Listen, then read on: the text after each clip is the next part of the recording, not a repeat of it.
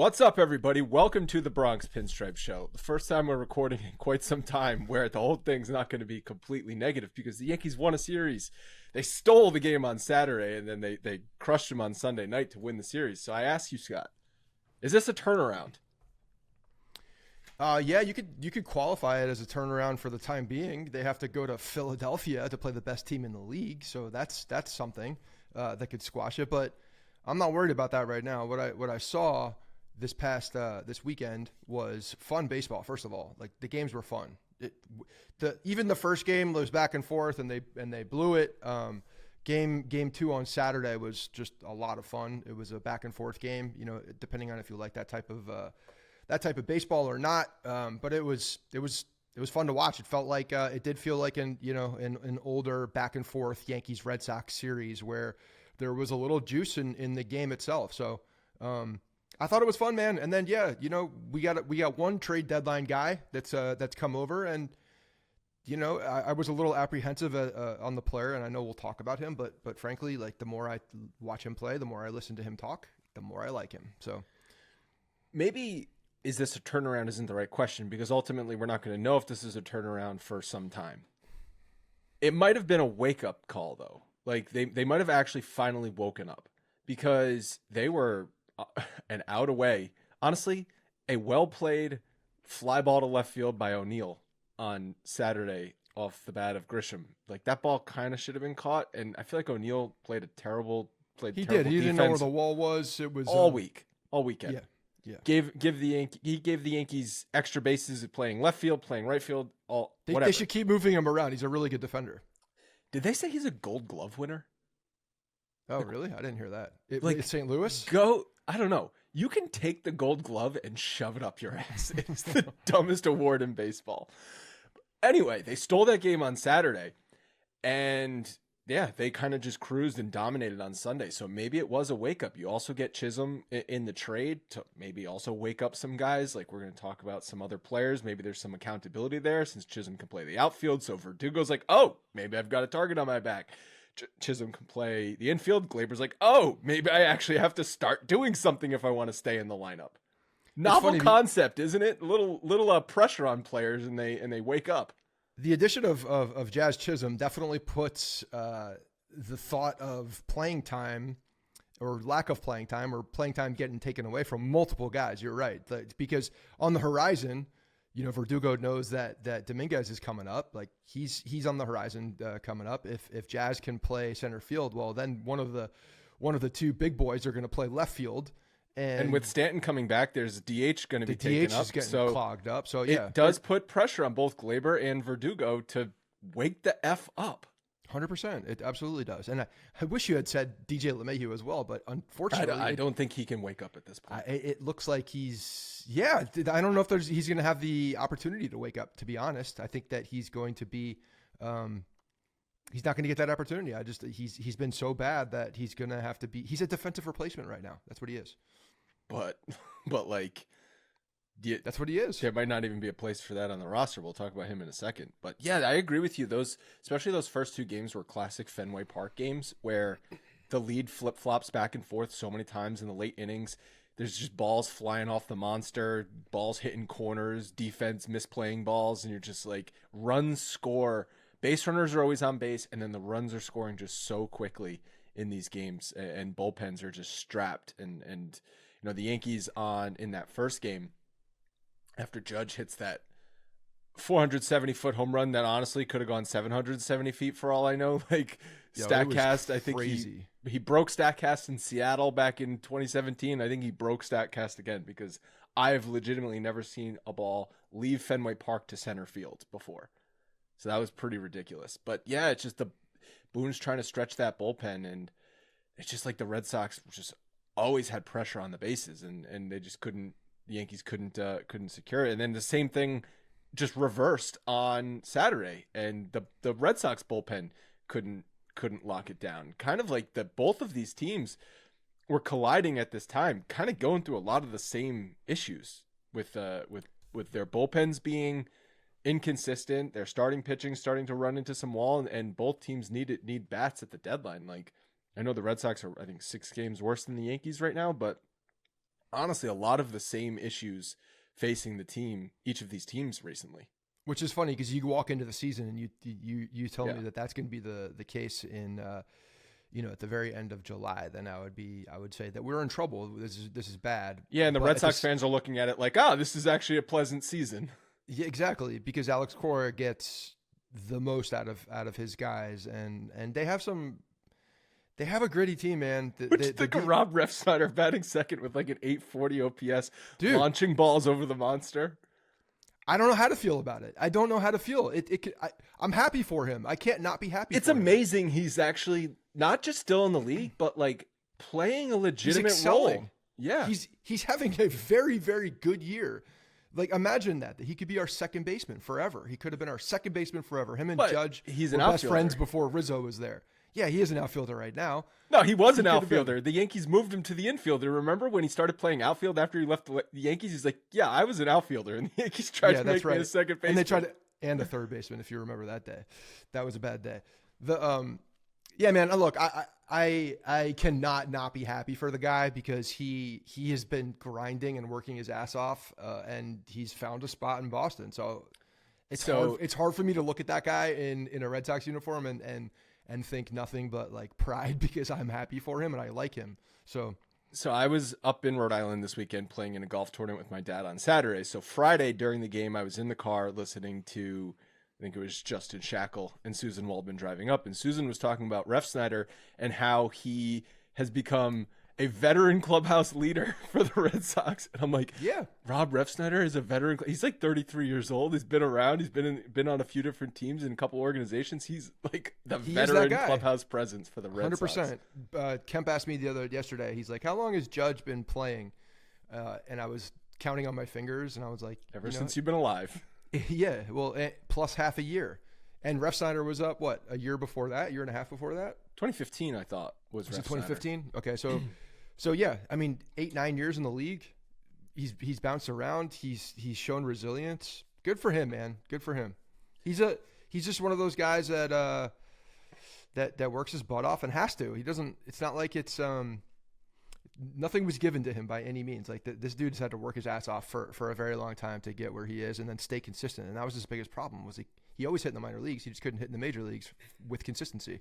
Now he's got consistent playing time, and maybe that's part of it. So he wasn't being played consistently because he was not a good second baseman, and so the Yankees didn't feel comfortable putting him in the infield. And I guess at the time you had Judge, Gardner, and because in 2015 Judge wasn't there yet, so you had I don't even remember who the outfield was in 2015 that they were like, no, there's no chance you can play outfield. But he came up through the organization as an infielder. He was playing in the minor leagues second base for the majority of the time. Yes. Yeah. So the Yankees had never even had. Well, I think they probably drafted him as an outfielder. But I'm saying they never had the intention or the plan to play him in the outfield, which obviously is a miss. So I dropped this in our chat. I said, Johnny Damon on the radio, amazing. I need to talk about it. So I don't know if either of you guys knew what I was talking about when I put that in there. So I guess the Red Sox were doing something for the 2004 team 20-year anniversary. And so Johnny Damon was in Boston, and he was at the game on Friday and joined Susan and Justin in the booth. And Johnny Damon, I don't know if he had a couple drinks or whatever, but he was just on fire. So he kept calling Giancarlo Stanton Mike Stanton, even though Susan kept correcting him, but he just kept calling him Mike Stanton. And he would flip-flop between seemingly not following baseball at all to like saying things that you're like, actually, that's very accurate. Where he's like, the Yankees struggles started offensively when Mike Stanton went down. And you're like, well, you're calling him Mike, so what the hell are you talking about? But also, that's true. So how do you know that? But then he was talking about how he's going on vacation. He's been in Boston for a week with his family, and then they're going up to Maine for a nice beach vacation. And Susan goes, how many kids do you have now? And he goes, 8. And the only reason I have 8 is because I had 2 vasectomies. The first one didn't work. And then Justin Shackle's like, well, fly ball to right field. Oh, okay, let's get back to the game here. It was great. It was just the three of them in the booth. Justin Shackle, who's the biggest nerd ever, Johnny Damon, who's probably on a couple of drink heater, and Susan Waldman just cackling at everything he said. It was a delightful half inning. Oh, Johnny. Yeah, he's I think even if he's not drunk, he sounds drunk when he talks because he's got a little bit of a gibberish. Speech impediment. Well, he also just says crazy things, completely sober. The whole A-Rod the whole A-Rod line about, oh, what's worse than steroids, Johnny? Murder? Remember that interview? Like, I mean, he just says things, and then you're like, well, that's true. Yeah, that's accurate. Murder is worse than taking steroids. Thank you, Johnny. He's a mimbo. I mean, he always has been, probably always will be. But he was, and that's why not to get completely off, but I never really warmed up totally to Johnny Damon because he was I was about to say something complete opposite. I never did. I never ever warmed up to him. I mean, like, yeah, I appreciated some of the moments that he had, but I never warmed up to him fully because he was such a core part of that. Yeah, that Red Sox team. Like he was legitimately one of the idiots. And he hit that grand slam in Game 7 of 2003, and he had the long hair and the beard, and it was him and Kevin Millar taking Jameson shots before the game. I thought when the Yankees signed him, there's no way in hell I'm ever going to be able to root for this guy. But he did. He won me over. Like, he also A.J. Burnett and Nick Swisher got a lot of credit for the clubhouse presence changing in the 2009 season, which is a little bit lighter atmosphere. But I feel like Damon probably also was a factor in that, even though he came over in 2006. And he was good for the Yankees, and he was good in that playoff run. Yeah, no, he was good. He was good. But as a fan, I don't know what to tell you. I never warmed up to him because of the damage that he did and who he was. I couldn't get that out. Couldn't get it out of my brain. That's tough. Yeah, that's fair. All right, let's talk about 3 positives from the weekend. And there's actually 3 legitimate positives to talk about. The first one is the offense. The offense was good. We talked about the guys Verdugo and Gleyber having good series, maybe waking up a bit. Verdugo had 7 hits. And in his last 28 days, his numbers still are not good. But really the streak has come this probably weekend. The last 7 to 14. Yeah, he's definitely starting to square up the ball. He had a couple of extra base hits, a couple doubles over the weekend, so some key RBIs to give the Yankees. I think he tied one of the games. And then Gleyber, 5 hits and a huge insurance run. His only hit on Saturday was the double in the 10th inning to give the Yankees the insurance runs. We'll talk about the rest of the guys, but those 2 players specifically have heat on them because of Jazz Chisholm. And it's eventually there's coming, I guess Chisholm has to hit as well, right? Like if Chisholm doesn't hit, then why are you going to just automatically play him? But he's the new shiny toy, the guy they just acquired. There's been a lot of talk over the past week to 2 weeks about acquiring another infielder. Maybe the Yankees, Buster only talking about how the Yankees want even another infielder. So there's pressure on these players to start performing. It's been too long. You can't be in a 2 to 2.5 month slump and just say the guy's going to snap out of it. Like, snap out of it, or else you're not starting anymore. No, and the fact that there's been, who knows if this is just posturing or what, for we have another day, a day and a half left until the deadline is up, and if the Yankees are out there saying, well, no, Gleyber and Jazz are going to play third base, they're also going to play third base. If this is just some way for Cashman to find some leverage in negotiations, I don't know. I don't really put a lot of stock in that. But the fact that, if you listen to post-game interview with Jazz yesterday, and I was listening to as much commentary around him as I could, and everybody says this, that the guy just wants to win. Like he had some things with Miami where he didn't get along with a couple guys, and from what they are saying, it was because Jazz is just like very intent on winning, wants to win at all costs, just like is super and hyper competitive. Which I can love. See that not flying with the Miami Marlins and everything that organization does.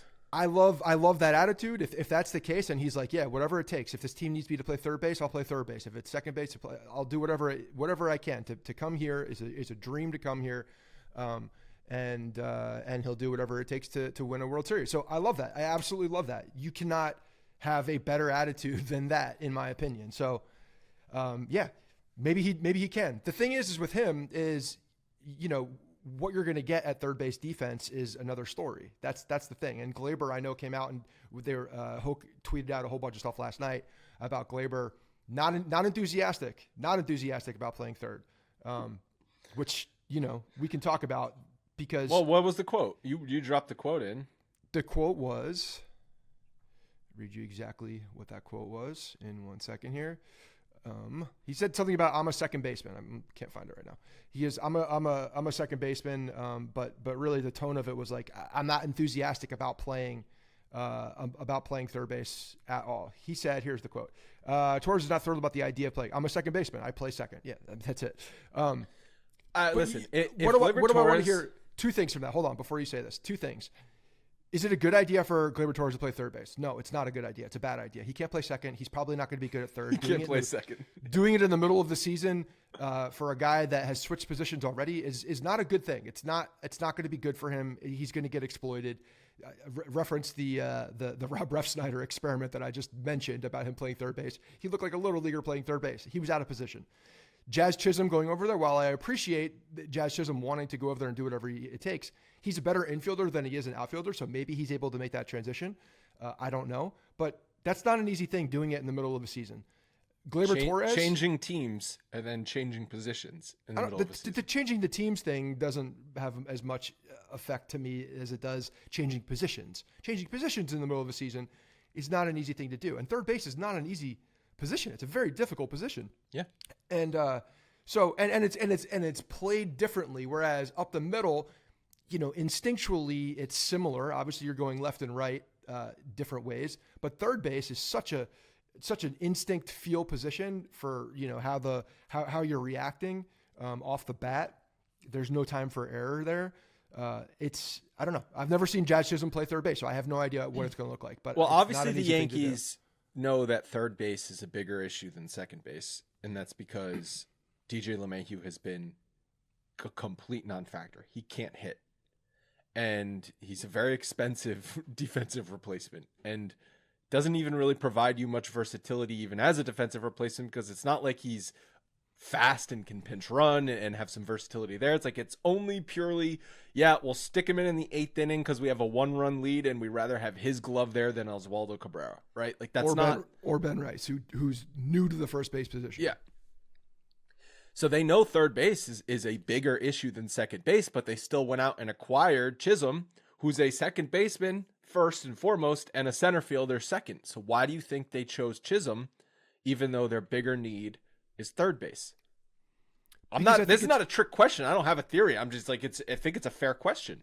No, I think it's about market availability and adding talent to the roster. I think that's exactly what it is. I think that they had the opportunity to go get a guy that's controlled for 2.5 years that, you know, you're everybody in the background is saying good things about him. He's got a relationship with Jeter, apparently with Sabathia. James Rowson was his bench coach and worked with him on the hitting side for 3 years in Miami, and got some of the best out of him during that time. So there's a lot of things that say like this, if you have an opportunity to do this and you're comfortable giving up what you give up for a guy that can affect your lineup for multiple years and give you flexibility, then I think it's too good of an opportunity to pass up. So while I like the prospect that they gave up, he's still a prospect. Who the hell knows at this point? I'm not one to covet prospects, especially ones that have, you know, surges in the middle of the year, and, you know, those guys can fade. There's no doubt about it. So if you have the opportunity to sell at a high point, then go for it, do it. And especially if it's a guy that you believe can make an impact this year and in multiple years forward. So I think that's why they did it. They're looking at what's available, who's willing to make a move at this point. And that came up. So I like the move. I do like the move. It was Augustin Ramirez, Jared Sema, and Abraham Ramirez. So Augustin Ramirez was third-ranked Yankee prospect in their system. Baseball Prospectus. Baseball America. That's mid-season. They altered. Okay. Pipeline. He's like 20 because Pipeline hasn't done their mid-season update Correct. Yet.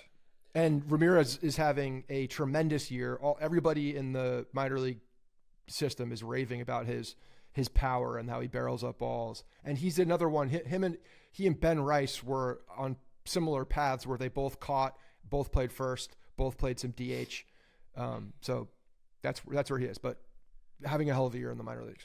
Sema was the 15th prospect in the Yankee system, and Abraham Ramirez was not ranked in the Yankee system. Yeah, so it was Augustine Ramirez really at the end of the day for a guy. Well, so yeah, I know there you a clear were path. There's not. So, but like you were not super high on this trade at the start, and I think I like the versatility. Everything you just said, like I especially like it if it's going to get the best out of Verdugo and the best out of Gleyber Torres, just because now there's competition for those positions. But like, then you look at just the numbers. Like, what are you adding to the Yankees lineup? And so far in 2024. Jazz's numbers are not that impressive. He's got a 730 OPS, a 249 batting average. He's basically 1 point better than league average. It's like a 100 OPS, a 102 OPS plus. Like, you're not adding a big time bat to this order. You're adding flexibility to the roster. Boone last night, I think his quote is accurate when he said we're a better roster today than we were yesterday. That is factual. But like, this is not a solve to the Yankees' offensive problems. It's not necessarily a massive upgrade on any position either. It definitely gives more depth. It gives more optionality to what you can do. And the speed element, to me, that's the one that is like, has the biggest opportunity to make an impact. And we saw it last night. The guy looks like he's going to be a menace on the base pass, which I love. I absolutely love that. And if you're not, because originally I was like, they're going to put him in the leadoff spot. They're just going to put him in the leadoff spot. And if you do that, you neuter him on the base paths. He's not going to run, similar to what Volpe was when he was running or when he was in the leadoff spot. Like, you're not going to steal bases with Judge and Soto coming up after you. But you put him in that 5, 6, 7 spot, somewhere in there where you're adding another element of power, a guy that can get on base, a guy that can cause some havoc on the base path, then to me that changes the lineup in a way that does add, some more positivity. And watching him last night, you could tell, like, immediately I could tell that his baseball IQ is high on the base path. He's looking around, seeing the defense kind of not paying attention, and he took third base. That he took third base. He literally stole it because people weren't paying attention. And you saw the acceleration and the speed.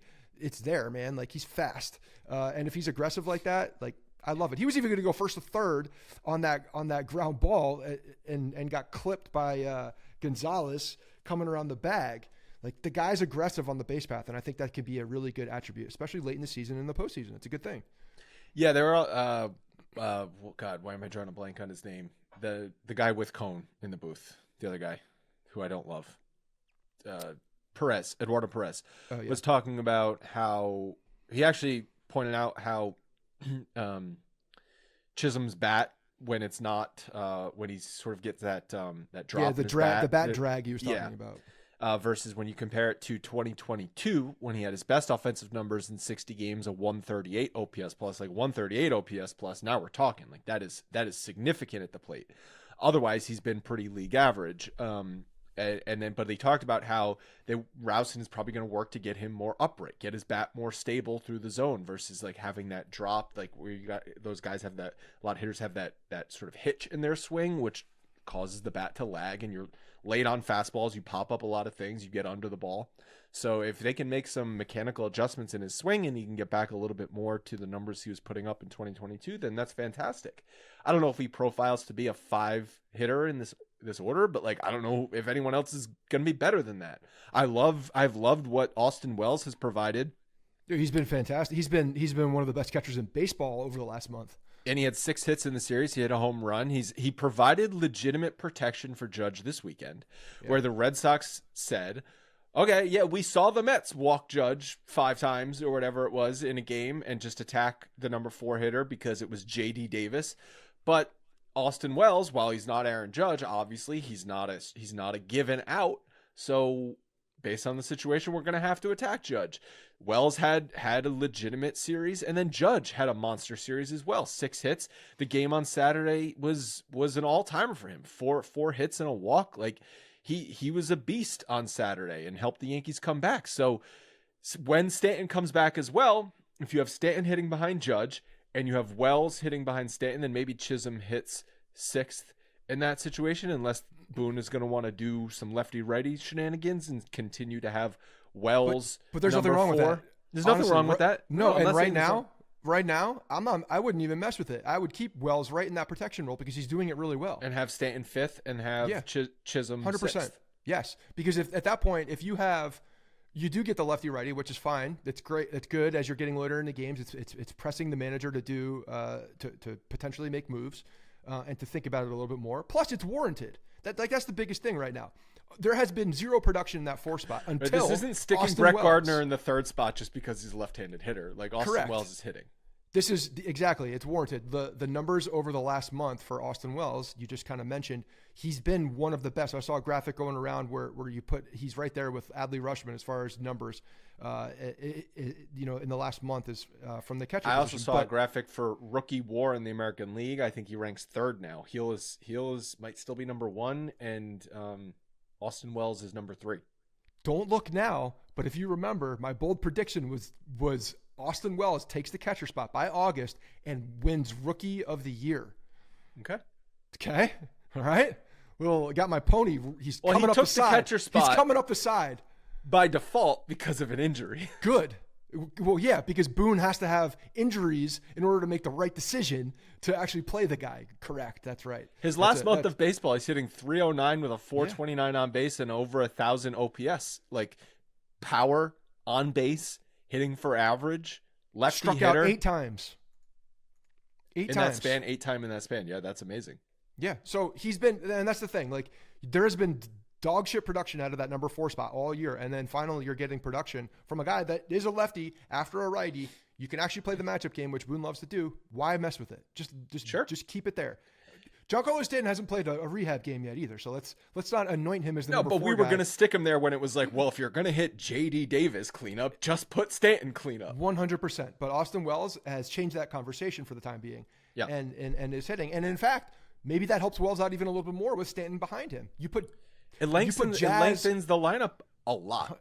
100%. You put Jazz behind Stanton now too, and like, okay, and then now you got Volpe, some major league hitters.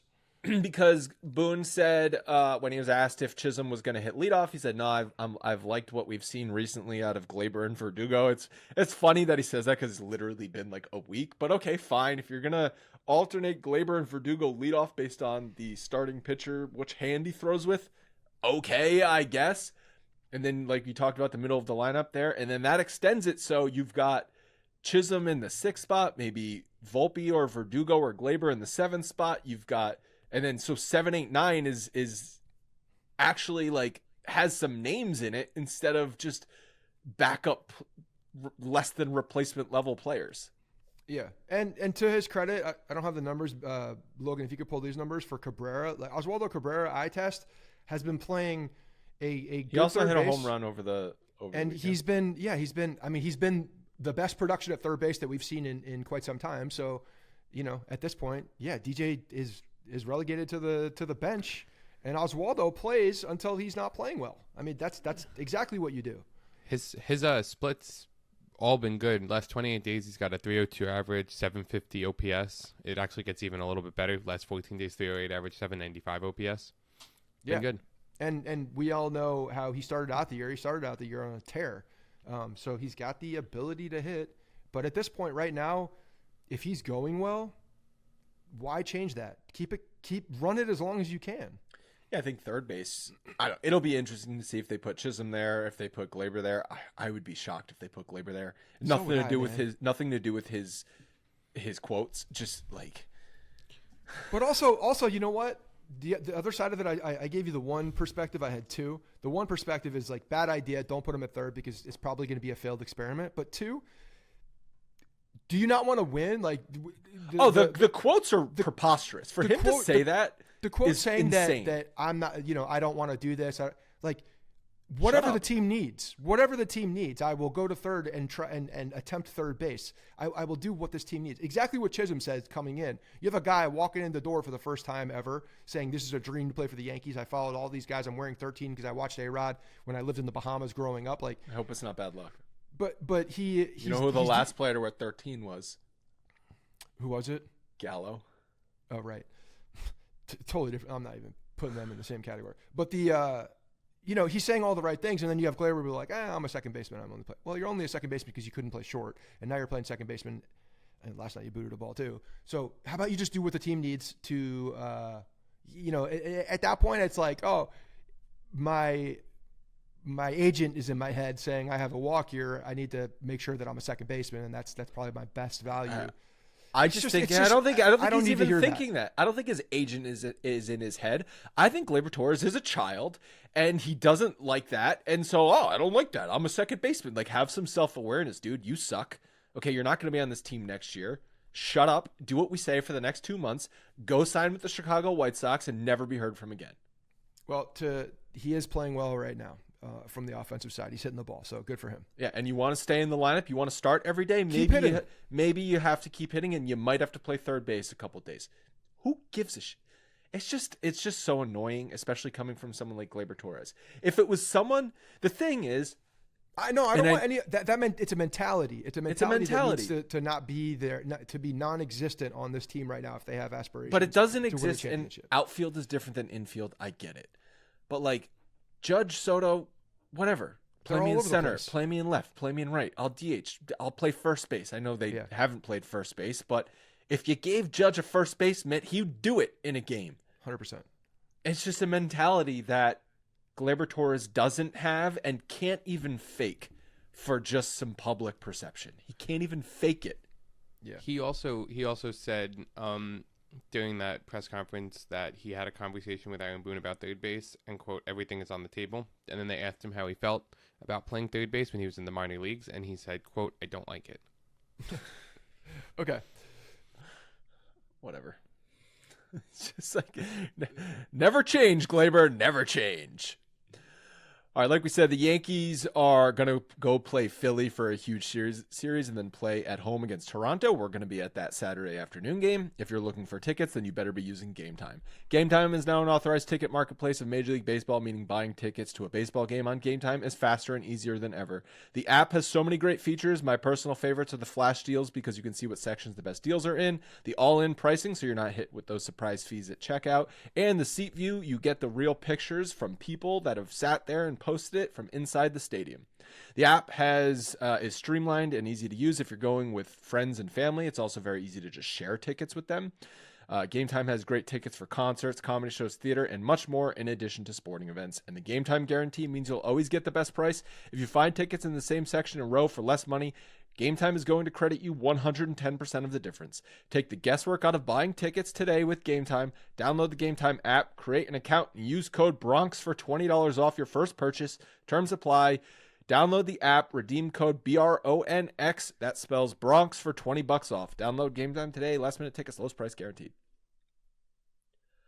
Second positive, man, 30 minutes into the show, we haven't even hit the second positives. Carlos Rodon didn't shit all over the Fenway Park mound last night, even though when he gave up those back-to-back home runs and then a triple, because also Chisholm didn't, okay.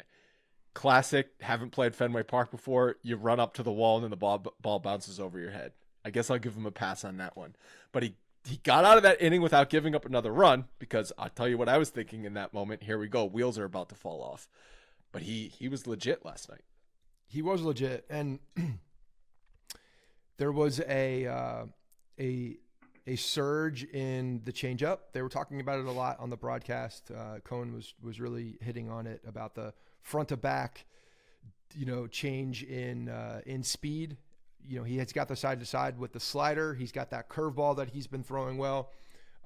He's definitely become, as far as a repertoire, more of a complete pitcher in that regard. I think it's this next phase of Carlos Rodon is that he needs to embrace the fact that he does have these pitches and really lean into them, because when he gave up those home runs, like he kind of got off of that pitch mix a little bit, and frankly, like Austin Wells needs to be emphatic about how he's calling the game and make sure that he doesn't slide into these tendencies to go back to the fastball, back to the slider, and live there even if they're not the best pitches on the day, because that changeup was getting swing and miss. He threw it a lot more than he had in the past. 26.7% changeups on Sunday. That's versus 12% on the season. Yep. And what was the reason why it was down a little bit? I'm trying to look at the reason. The four-seamer was down almost 10%. And his slider was down. And his slider was down 7, about 8%. Yeah. So that's a exact correlation, and I love that. I love the fact that if this changeup can be a weapon of his, it's going to make his four-seam fastball that much better. And he's got a really good fastball. So if he's in the mentality of, hey, like I can throw this changeup to complement my fastball, it makes my fastball that much better. And then he's got the slider. The slider looked good last night too. And then that curveball. Like now we're talking about a guy who could start some innings and actually go deep into a game and has a full repertoire to be a legit starting pitcher in this league for, extended period of time, and has the ability to pivot in a start if something is not going well. Whereas if he's just relying on fastball slider and one of those pitches is not going well on a given day, bad things happen. And we've seen that. If he's got this repertoire of pitches where he can go to, and especially a changeup that looks like the fastball coming out of the hand, but is a very different pitch, obviously, then I have a lot more confidence in that pitcher than I do a two-pitch pitcher, going into the playoffs and going deeper into games. He also just we were so frustrated with how stubborn he seemed to be with, I'm going to pound fastballs and sliders, and that's how I'm going to get outs. And you're like, well, you're on one of the worst stretches of any starting pitcher in the league this year. Like, maybe try something different. Yeah. And to his credit and to the credit of the game plan, whoever devised this game plan, he did it. And he made adjustments in the middle, gave up those couple home runs. I know the Refsnyder was on a home run, was the second home run on a fastball. The Refsnyder home run was a fastball up, and then I believe it was a breaking ball because they were talking about how he just got his bat out in front. It was it was Wong who hit that. Wong, and then Devers hit the ball off the wall. Yeah, it's the monster. So it's not very deep, but again, like he made the adjustments, and Devers didn't hit the home run. He hit a double that turned into a triple. And he buckled down from there. So, yeah. And the Yankees, to their credit, brought the infield in, made the right plays, made the right throws, did the right thing when the time came. That kind of squashed any momentum. Getting out of that inning without that third run scoring squashed a lot of the Red Sox momentum. Because and then he came back and had a very quick inning after that. Two quick innings after that. I think he gave up those home runs in the fourth inning, I want to say. Yeah. If they score that third run, I feel like that game is different. The game is different, and I mean Boone didn't have a lot of people to go to because they had exhausted the bullpen. So, and this was why I was saying on Friday night, I'm like, game one, just keep Nestor in there. Who cares? Just run him out there because I feel like Nestor is different from pitch to pitch, from batter to batter. So even if he's hasn't done well, like he very well could get the next six guys. But then the Yankees came back, so they tried to win the game. They had a 2-run lead, so they went to. I know. But that's the thing, like who in their bullpen at that point, I'm going back and forth here with the games, but who in that point for when you have Cortez, they brought in Tommy Kahnle, and Tommy Kahnle pitched very well. Tommy Kahnle needs to probably be deeper in the game. Did they bring in Hill first though? I think they brought in Hill first. No, they brought in Kahnle. Kahnle and then Hill and then Weaver, who was terrible. And then Weaver gave up the home run, but then settled in. But he also gave up the 2 base runners, and then Holmes comes in, and it's like, no, Weaver was not good. Yeah, you're right. I'm thinking something else. Yes. Yeah, that was a huge start for Rodon. A second good start in a row, also against Tampa his last time out. And his last time he faced Boston, he got pounded. I think he gave up 5 or 6 doubles his last time he pitched at Fenway Park. So it was a massive start and a much needed series win. Holy shit, did the Yankees need that series win? Yeah, the last series win they had was what? Baltimore before the break? Which felt like a series loss because of the way they lost that third game. Yeah. Third positive, Jake Cousins looked really good. Strikeout stuff as well, 12.7 strikeouts per 9 this season. Jake Cousins, this bullpen, they have to add arms into the bullpen. Jake Cousins, Luke Weaver, Tonkin, like all of these guys I kind of feel the same about. Like they have moments, they have stretches, flashes where you're like, this guy looks good, but I don't feel good with any of these guys on the mound. But right now, Cousins looks pretty good. Cousins is, and I know he gave up the home run on Saturday, but I think he struck out 3 guys. He, an inning and a third. Last night he was good, came out for that second inning as well, and does have strikeout stuff. I still feel good about Weaver. Honestly, I still think his stuff plays really well, and I think he's an impact arm in the bullpen right now. Yeah, that was a bad outing. I'm not saying he sucks. Tonkin, I think potentially Pumpkin. You don't put Pumpkin Cousins and Tonkin in the same category where they've had moments and they have stretches. I guess ride the hot hand while it's hot, but I don't know. I think Cousins' stuff looks much better than Tonkin. Tonkin, I'm shocked every time he does well when he walks out there, to be honest. Him and Hill, the two of them with those mustaches, I can't handle. I can't look at them. They both look like Ned Flanders. It's very difficult. It's not a good mustache. They both kind of look like They look like the same guy. Just one throws from the right side, the other guy throws from the left side, but they're the same person. I don't know. I can't. It's hard for me to take them seriously as names that are in our bullpen and like actually legitimate baseball players. Cousins feels different. I caught some of Top Gun over the weekend, the original from the 80s. Kind of got that Top Gun goose mustache rock. With way less coolness. Nothing because they're not F-18 fighter pilots. Yeah, correct. Yeah, but yeah, they we're getting closer to the deadline here, and there has not been a relief pitcher added to this team. So, am I a little worried about that? Yeah, they need to add arms. Cashman needs to add at least 2 arms to this bullpen. So, as the days go by, obviously there are less people out there. So we'll see what happens, but can't feel good about Tonkin and Hill as 2 guys in there. And, maybe next week we don't feel good about Cousins, but right now, that's what I'm saying. But his stuff, the reason I'm thinking about him differently is because his stuff does look better. He is getting swing and misses. Like he just looks like a more put together relief pitcher than those other guys. So what did I say? 12.7 strikeouts for Hill. No, for Cousins, not Hill. The strikeouts per 9 for Tonkin are 9.2. Yeah, it's about right. And then who cares about Tim Hill? I mean, there's no way that he sticks in this bullpen. I'm sorry. If Hill is pitching on this team on Friday, something has gone wrong. All right, we're going to get into a couple negatives, but first, if you have ever dreamed about speaking a second language, then I highly recommend Babbel as the way to do it. With Babbel, you can start speaking a new language in as little as 3 weeks. Imagine that. By the end of August, you can be communicating in another language if you really put your mind to it. Babbel is great because their convenient courses can fit into your hectic schedule. Lessons are just 10 minutes long, and they are handcrafted by over 200 language experts to help you start speaking a new language. Babbel is designed by real people for real conversations. You should not be paying hundreds of dollars on private tutors or waste hours on apps that claim they can learn a new language.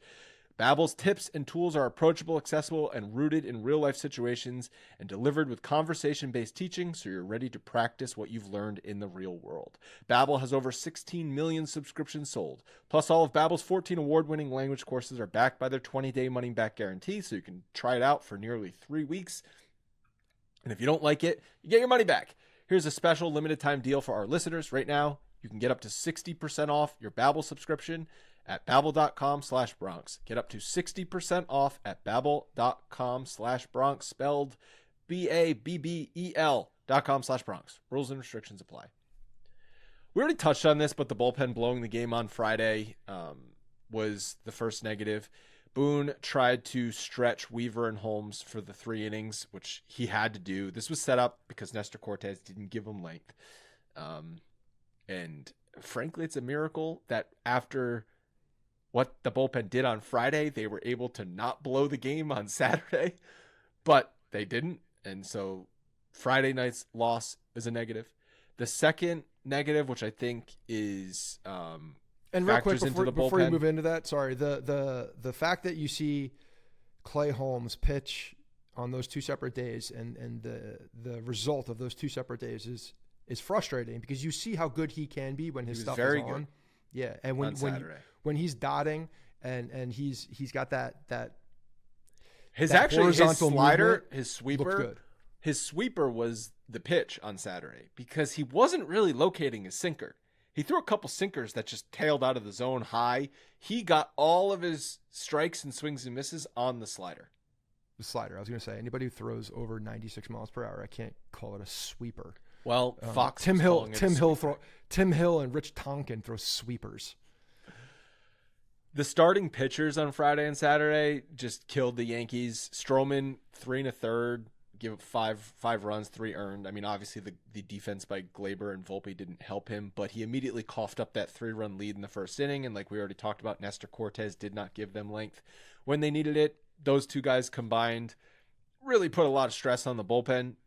It's huge the Yankees were able to win one of those games and then set it up so Rodon could actually give them length and win the game on Sunday. Yeah. And that was, again, back credit to Rodon for battling through and getting those. And again, like, the other thing about him, I know this is like I'm turning the negative into a positive here, is the fact that he's more economical with his pitches as well, because you're not getting a million foul balls from the fastball or the slider that the guys are just like lengthening the at bat. He's got swing and miss stuff that's not the fastball and not the slider. And I think that helps him not only induce ground balls and fly balls, but gets through at bats much quicker. The third negative is DJ LeMahieu, who's awful. Is there a chance he gets released? No, I don't think there's a chance that he gets released. Is there a chance they shut him down with a fake injury? Yes. Because he's giving you nothing right now. It's possible that the injury's not fake either. Yeah. It's possible that he is hampered. If they acquire another infielder, what does DJ LeMahieu do for this team?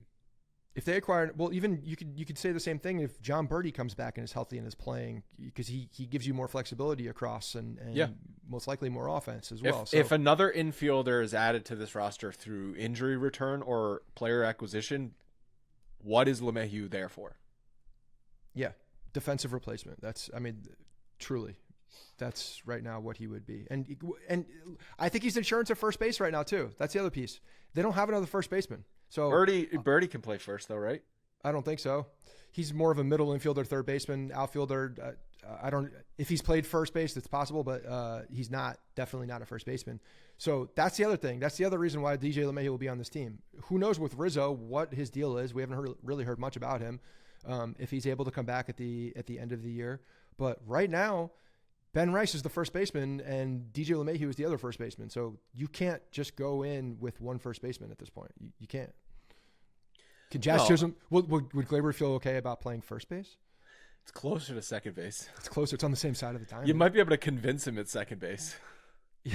We're just shifting. Yeah. Be like, I thought we got rid of I thought the shift is illegal now. Nah, they changed the rule just for today. Yeah, there was a play at the end of the game yesterday where there was a ground ball to third base, and then they made the play at second, the force out, didn't even try to turn it. He didn't have to, but he kind of played it like a first baseman. He gave a little stretch. Maybe that was a little peek into what he could do at first. I mean, where would you feel more comfortable with Gleyber, at first base or third base? First base.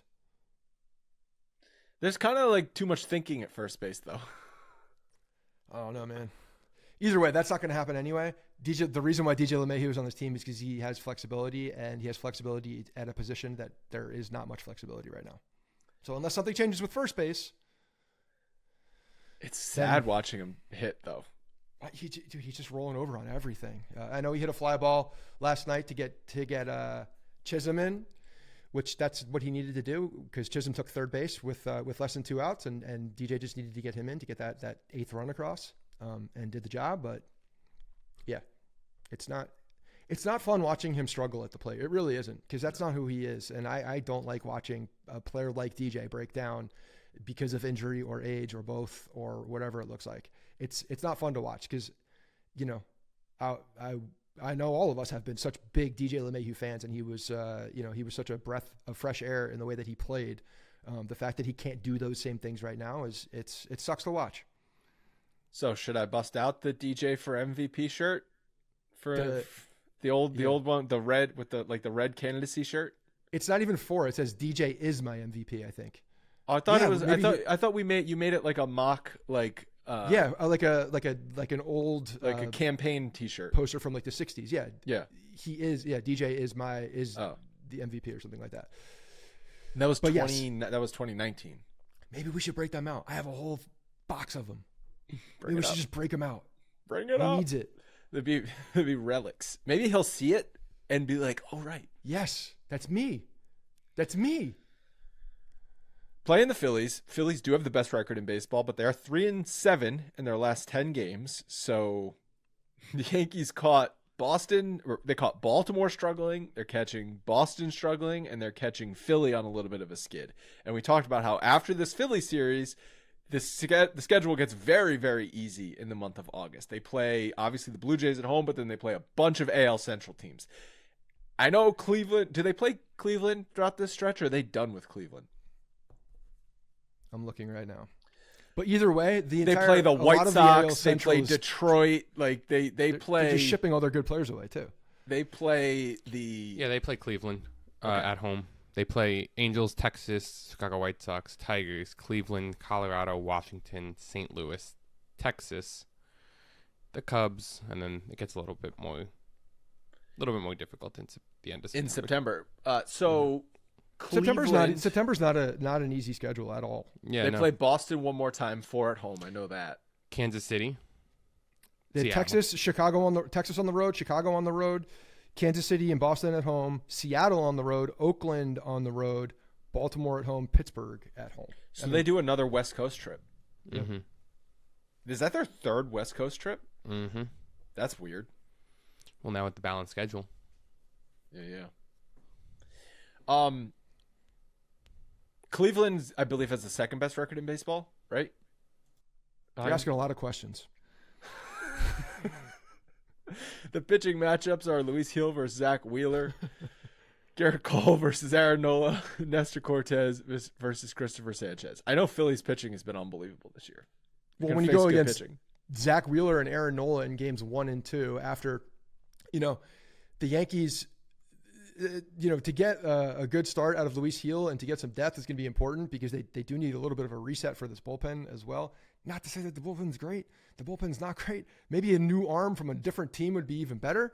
In fact, it would be. But yeah, these are two big matchups because then you have Cole versus Nola on game 2. So fun matchups, good pitching the first 2 games.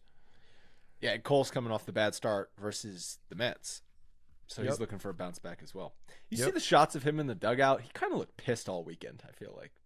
I don't know. He was talking with Jazz. There was some asking about the face, what happened with the face, the little smiles. I saw that. Yeah. But yeah, he doesn't like sucking. He doesn't like, and I good. I want everybody to be mad when they suck. Yeah. And he's a perfectionist. He walks out there, expects to dominate. So that's his mentality. We need that mentality. Stanton should be activated on Monday in Philly, like we already talked about. Maybe he'll hit 4th or 5th. 5th might make a lot of sense.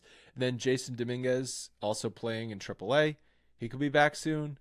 I still feel like this is like, I feel like they, for the first time ever, way overshot the time on the oblique for him. They were like, he's not going to play for 8 weeks, which we mapped it out. We're like, that's the middle of August before he even starts playing again.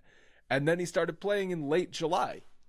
Well, I think that's the thing with a soft tissue injury, oblique. Like you do have to feel it out because those things can linger for a long time. And again, like that's a thing that can also come back too. Those soft tissue injuries have the ability to come back more than a lot of other injuries. So let's hope he can sustain it. Play him in the field for a long time.